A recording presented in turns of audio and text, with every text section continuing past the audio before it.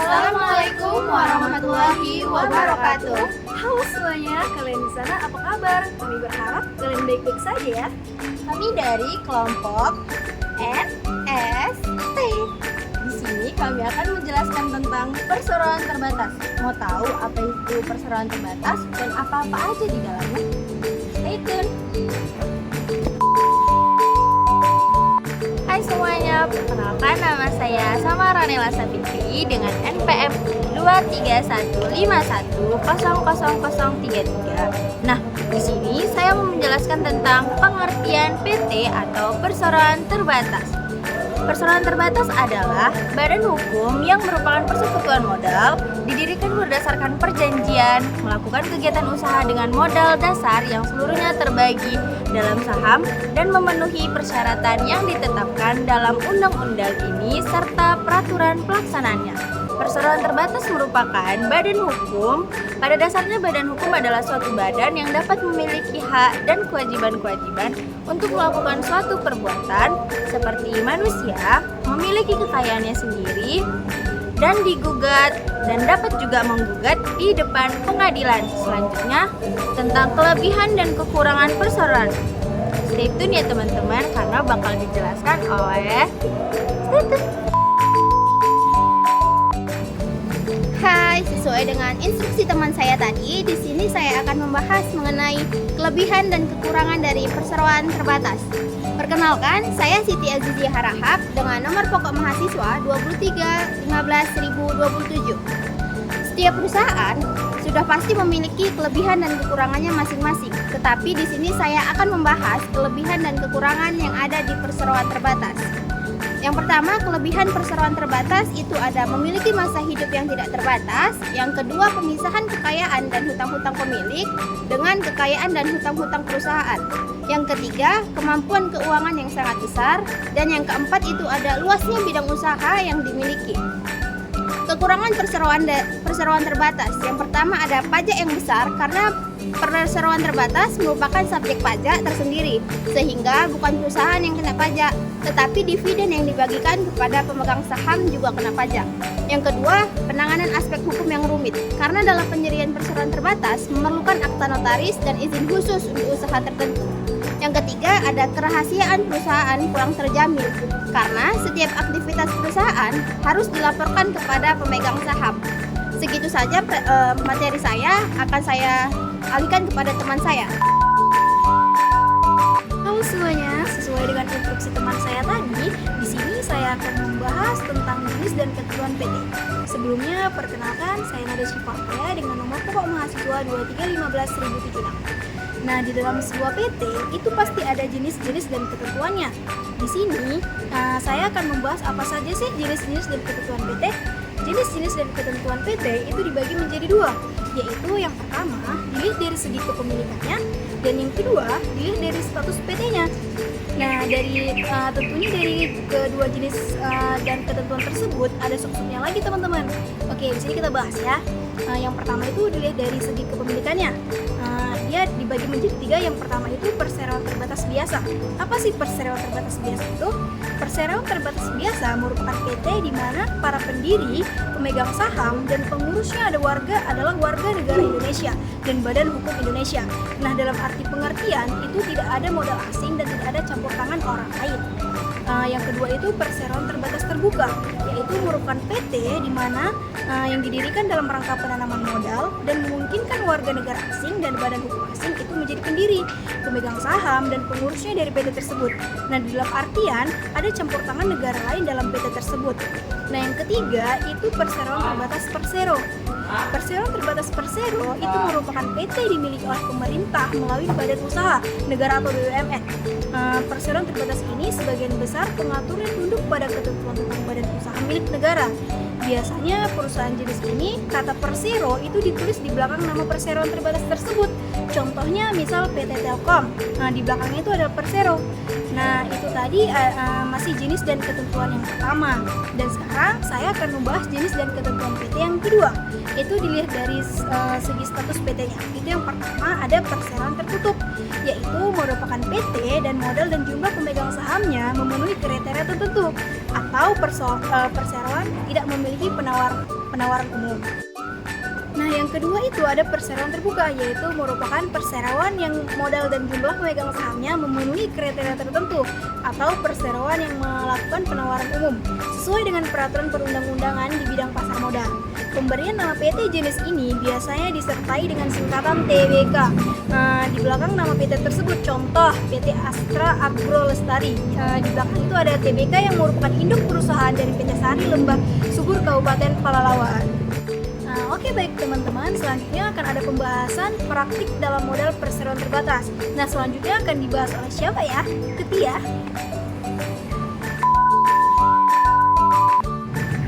Hai semuanya, kembali lagi bersama aku Samara. Nah, di sini aku bakal menjelaskan praktik dalam modal perseroan terbatas. Nah, praktik dalam modal perseroan terbatas seperti yang telah dijelaskan oleh Nada tadi, bahwa perseroan terbatas memiliki modal tertentu yang dipersyaratkan. Artinya, besarnya modal sesuai dengan peraturan yang berlaku. Dalam praktiknya, modal perseroan terbatas terdiri atas 3. Yang pertama ada modal dasar authorized capital, merupakan modal yang pertama kali dan tertera dalam akta notaris pada saat PT tersebut didirikan. Dan yang kedua, ada modal ditempatkan atau dikeluarkan atau issue capital, merupakan modal yang telah ditempatkan atau dikeluarkan para pemegang saham. Besarnya modal ditempatkan minimal 25% dari modal dasar. Dan yang ketiga, ada modal setor atau paid up capital, merupakan modal yang harus disetor oleh pemegang saham yang jumlahnya sebesar 50% dari modal ditempatkan. Nah, kepo nggak untuk penjelasan selanjutnya? Stay tune ya teman-teman.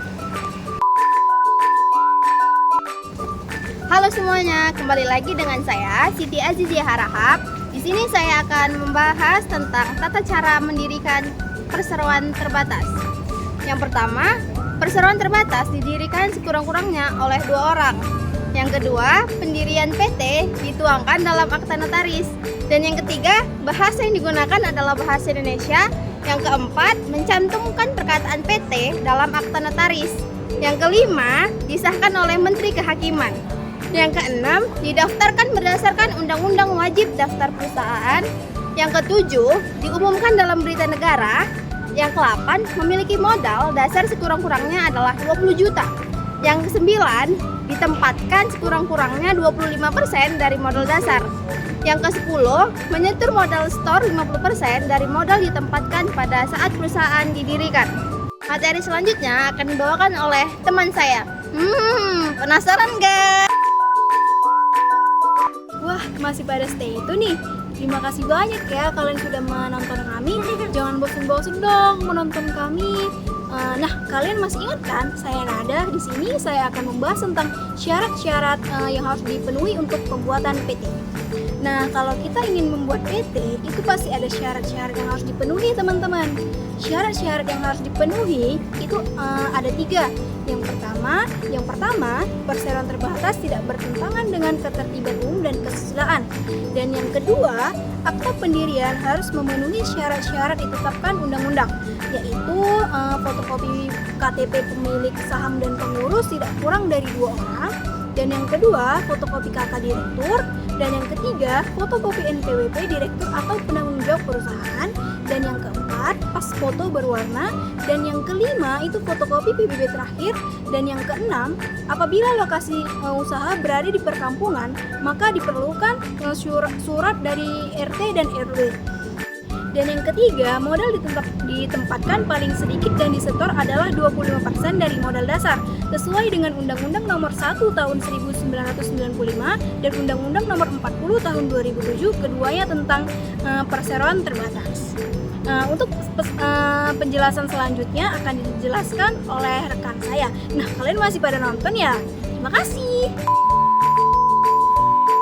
Hai, untuk penjelasan ini adalah penjelasan terakhir. Oke, nah di dalam perseroan terbatas atau PT ada juga pencatatan laporan keuangan, yaitu laba rugi, laporan perubahan ekuitas, neraca, laporan arus kas, dan juga catatan atas laporan keuangan. Yang pertama ada laporan laba rugi. Laporan laba rugi menyajikan hasil kinerja perusahaan dalam periode tertentu. Oleh sebab itu, laporan laba rugi menunjukkan total pendapatan, total biaya, dan sisa hasil usaha dalam satu periode. Dan yang kedua ada laporan perubahan ekuitas. Laporan ini menyajikan akumulasi laba yang ada pada perusahaan yang bertujuan untuk dibagikan pada pemegang saham atau dividen maupun pengembangan usaha di masa mendatang. Yang ketiga ada laporan neraca. Laporan ini memberikan gambaran mengenai posisi keuangan entitas pada periode yang bersangkutan. Macam-macam sumber ekonomi yang ada digambarkan dalam neraca, termasuk kewajiban-kewajiban serta modal entitas. Dan yang keempat ada laporan arus kas. Laporan arus kas ialah laporan sumber-sumber penerimaan kas dan pengeluaran kas yang diiktisarkan pada suatu perusahaan selama periode bersangkutan, dan catatan serta materi penjelas lain yang menjadi bagian integral dalam laporan keuangan. Dan yang terakhir ada catatan atas laporan keuangan. Catatan ini menunjukkan penjelasan yang naratif ataupun perincian total yang tersaji di dalam laporan keuangan serta info dari setiap pos tanpa terpenuhinya kriteria terakuinya dalam laporan keuangan. Nah, itu tadi penjelasan dari perseroan terbatas. Itu yang terakhir, mau tahu selanjutnya apa? Kita. Selanjutnya kita bahas apa ya? Apa ya, Nada? Hijau? Apa ya, Nay? Tenang-tenang teman-teman. Tadi yang dibahas oleh Samara itu sudah pembahasan terakhir kok. Baik, jadi seperti itu saja penjelasan dari kelompok kami NST tentang perseroan terbatas. Kami harap penjelasan dari kelompok kami dapat memberikan ilmu yang bermanfaat, wejangan, dan manfaat bagi semua orang. Dan bye-bye. Assalamualaikum warahmatullahi wabarakatuh. Bye.